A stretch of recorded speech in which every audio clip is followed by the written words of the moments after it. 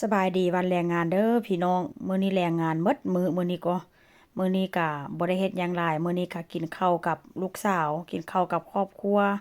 แล้วก็พาลูกชายมาเล่นของเล่นแต่ว่าลูกสาวมันบ่เล่นเด้ใหญ่แล้วบ่ยอมเล่นเด้เอาเงินให้ก็บ่เอาดอกว่าซั่นแล้วก็บ่เล่นแล้วก็มื้อนี้ก็มันเป็นงานแบบว่าบ่แม่นงานบุญประจำปีของหมู่บ้านเด้อมันเป็นงานแบบว่า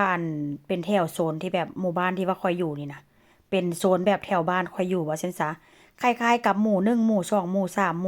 มู่4ประมาณนี้แหละประมาณว่า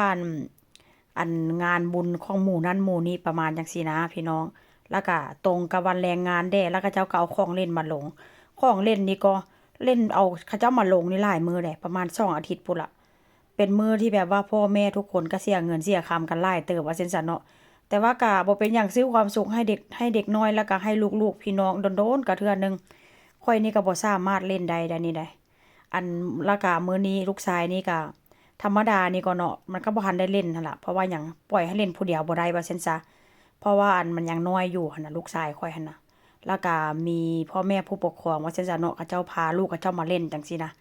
ก็สามารถนั่งได้พ่อแม่ก็สามารถนั่งแล้วก็พาลูกเล่นได้ว่าซั่นซะเนาะ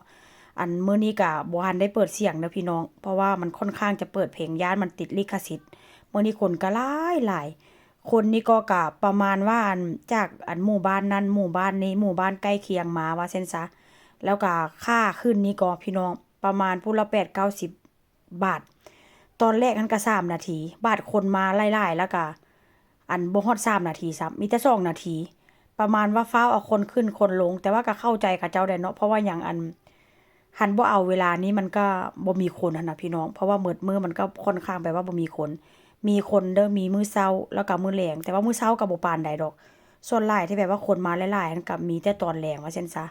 ข้อยเคยนั่งเทื่อหนึ่ง2 ปีที่แล้วพี่น้อง2 ปี3 ปีที่แล้วหวาดเสียวขนาดเลยและอันนี้ก็ม่วนได้นี่นะลูกชายนี่ก็ขึ้นมื้อละ2รอบ3รอบลูกชายก็ได้แต่ว่าก็เว้าก็ฮู้ฟังความแล้วได้เมื่อก่อนนี่ให้ขึ้นพาขึ้นแล้วก็บ่อยากลงว่าซั่นซะแต่ว่าช่วงใหญ่มานี่ก็ฮู้จักความได้จักหน่อยพี่น้องพาเล่นหยังก็เล่นแล้วก็บอกว่าพอแล้วเฮาเสียเงินหลายแล้วก็ฮู้จักแบบว่าบ่เป็นหยังเอาไว้มื้อหน้าก็ฟังความหั้นน่ะว่าซั่นซะลูกชายก็ค่อนข้างจะใหญ่แล้วพี่น้องเห็นบ่เล่นกับลูกชายเล่นกับพ่อเพิ่นพ่อเพิ่นนี่ก็มีความสุขไปในตัวเคยเล่นตั้งแต่ตอนอายุยังน้อยพุ่นล่ะเพิ่นว่านะ